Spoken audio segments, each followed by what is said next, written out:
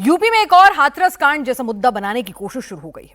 अखिलेश यादव का पूरा फोकस इस वक्त मेरठ पर है। भीम आर्मी भी मेरठ में एक्टिव हो गई है। मेरठ में दरअसल दलित महिला का मर्डर हुआ। मर्डर का आरोप पारस राजपूत पर लगा है। पारस पर महिला की बेटी को अगवा करने का भी आरोप है। लेकिन गांव में कुछ और ही कहानी बताई जा रही है।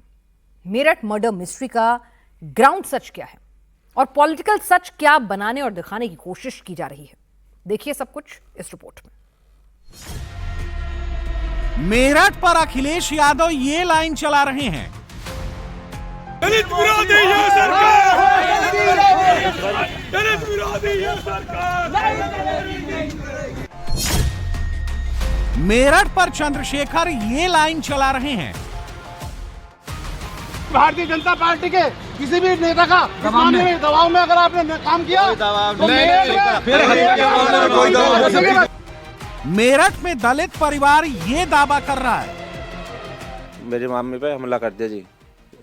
पारस सोम पिस्टल ले रहा था जी हाथ में, और हाथ में फलसा रखा था जी। मम्मी का फलसा मार दिया जी। मेरी मम्मी तो मेरी मौके पे मार दी। मेरी बहन को उठा कर ले गया जी पिस्टल की नोक पे जी। मेरठ में क्या हुआ है, क्यों हुआ है, किस लिए हुआ है, सच क्या है, दावा क्या है, इसका इंतजार यूपी की सियासत में कोई नहीं करना चाहता है। मेरठ में पीड़ित दलित हैं, आरोपी राजपूत हैं, तो अखिलेश से लेकर भीम आर्मी तक अपने अपने एजेंडे पर लग गई है। बड़दरा के कपसाड़ गांव के अंदर ये वही स्पॉट है जहां पर सुनीता नाम की महिला अपनी बेटी के साथ जंगल के अंदर यहां पर खेतों में काम करने के लिए पहुंची हुई थी। उसी दौरान जब इन गन्नों के खेतों के अंदर सुनीता और उसकी बेटी काम कर रही थी तो कपसाड़ गांव का ही रहने वाला राजपूत समाज का पारस नाम का लड़का यहां पर पहले से घात लगाए बैठा हुआ था। पारस ने लड़की को, जो सुनीता नाम की महिला थी, उसकी बेटी को उठाने की कोशिश की, किडनैप करने की कोशिश की, जिसके बाद सुनीता ने इस पूरी बात का विरोध किया। वो सामने आ गई और पारस को मना किया कि वो उसकी बेटी के साथ बदतमीजी ना करे। लेकिन पारस यही नहीं थमा। विरोध करने पर पारस ने अपने पास एक धारदार हथियार से सुनीता के सिर के ऊपर वार किया। सुनीता बुरी तरीके से घायल हो गई और उसके बाद आरोप यह है कि पिस्टल की नोक पर जो लड़की थी उसको किडनैप करके पारस जो है, पारस राजपूत, वो फरार हो गया। मेरठ हत्याकांड में दो थ्योरी चल रही है। पहली ये कि राजपूत समाज के दबंगों ने मेरठ में दलित महिला का मर्डर कर दिया। इसी गांव का इसी गांव का है जी। तो कोई पुरानी दुश्मनी हमारी पहले कोई दुश्मनी नहीं थी, ना कोई लड़ाई ना कोई झगड़ा। उन्हें फर्स्ट बार में पता नहीं क्या करा जी, हमारा इतना पता चल जाता, ऐसा ना होता। बहन जो है वो, उसकी कितनी उम्र है? बहन की उम्र हमारी कम से कम 17 साल के लगभग। नाबालिग है। हाँ जी। कब लेकर कब अभी तक लगभग 27 घंटे हो गए हैं, बहन के बारे में कोई जानकारी मिल पाई है? अभी कोई जानकारी नहीं मिल पाई है जी। प्रशासन कह रहा है ढूंढ रहे हैं। आप लोग अंतिम संस्कार अभी नहीं किया आपने? अभी नहीं किया जी। जब भी होगा, जब हमारी बहन सिस्टर आ जाएगी। हम अपनी सिस्टर को अपनी माँ का मुंह दिखाना चाहते हैं। बाद में कहाँ से दिखाओगे? अगर वो दिक्कत है तब क्या हमारे उधर हमारी बहन आ जाए जैसे भी है कहीं भी। दूसरी थ्योरी के मुताबिक पारस राजपूत और लड़की दोनों एक दूसरे को पहले से जानते थे।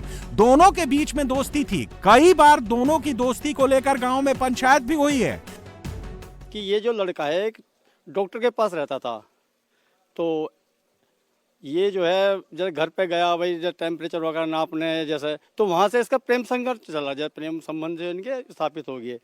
2-3 बार गांव वालों ने इन्हें धमकाया भी, समझाया, वे भी, पंचायत भी हुई। पंचायत में एक बार इन्हें 50,000 रुपये दिए भी दिए। किसने दिए 50,000? ये जो है लड़के वाले ने। हाँ। लड़के वाले ने फैसले के लिए, जय फैसला तो। लेकिन फिर भी लड़के का लड़की का अट्रैक्शन बराबर चलता रहा। उसमें ये कांड हुआ। पारस राजपूत एक डॉक्टर के यहाँ कंपाउंडर का काम करता है। कोई दबंग परिवार से ताल्लुक नहीं है। एकदम साधारण घर और एकदम साधारण स्थिति। साड़ गांव में इस वक्त हम आरोपी पारस राजपूत के घर पर मौजूद हैं। जैसे ही इस वारदात को अंजाम दिया गया, परिवार के लोग इतनी जल्दबाजी में यहां से भागे कि उन्होंने घर के दरवाजे भी बंद नहीं किए। ये पारस का घर है, पूरा घर इस वक्त खाली है।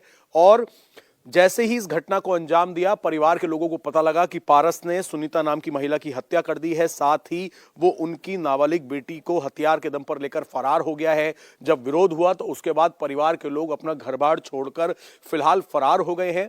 जो घर के अंदर पारस के बूढ़े दादा दादी हैं उनको पूछताछ के लिए इस वक्त पुलिस ने हिरासत में लिया है, लेकिन पारस के पिता, उसके भाई, सभी लोग इस वक्त फरार हैं। पुलिस की कई टीम कोशिश कर रही है कि पारस को जल्द से जल्द पकड़ा जा सके। सच क्या है, इसका खुलासा पारस राजपूत और लड़की के मिलने के बाद ही होगा। पुलिस की पहली प्रायोरिटी पारस की लोकेशन पता करना है और यूपी पुलिस की 10 टीमें पारस की तलाश में जुटी हुई हैं। इसमें करीब 10 से अधिक पुलिस टीमें बनी हैं जो कई जगहों पर अपनी कार्रवाई कर रही है और प्रयास यही है कि शीघ्र अतिशीघ्र जो अभियुक्त है उसकी गिरफ्तारी हो और जो युवती है उसकी बरामदगी हो। और यही चीजों से परिजनों को अवगत भी कराया गया है और वार्ता की जा रही है। जो इंस्पेक्टर और सीओ हैं, एसपी हैं, वो भी वार्ता कर रहे हैं। अभी तक इसमें प्रशासनिक अधिकारी भी इनसे वार्ता कर रहे हैं। कुछ लोग हिरासत में लिए गए हैं पूछताछ के लिए, उनसे जो भी जानकारी प्राप्त हो रही है उसके आधार पर आगे कार्रवाई की जा रही है। मेरठ में इस मर्डर को लेकर हालात तनावपूर्ण हैं और पुलिस ने गांव के चप्पे चप्पे पर जवानों की तैनाती की है ताकि कोई भी मामले में अफवाह फैलाकर लॉ एंड ऑर्डर की सिचुएशन को बिगाड़ ना पाए।